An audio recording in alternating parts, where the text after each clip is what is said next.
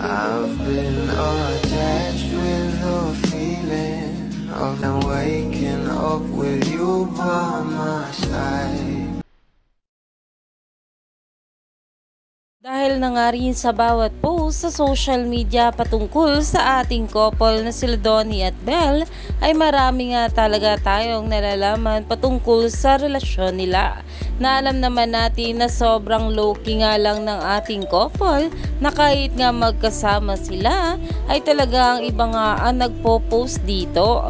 Pero ito na nga guys, sa pag-uusapan natin na ayon nga guys dito, some solid bees are trying hard to debunk that Donnie stayed with the cast in Bendali.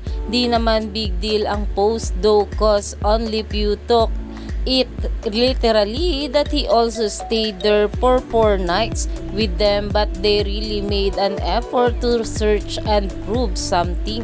Mali pa info nyo lol. Dahil alam naman natin na ang Bendali nga ay nag-post patungkol sa ating couple na kung saan ay talagang nag-stay nga sila roon kasama ang cast ng meet, greet and buy.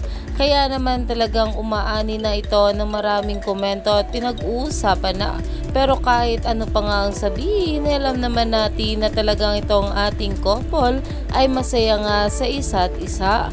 Kaya stay tuned lang tayo for more update kila Donnie at Belle sa mga susunod pa na ayuda.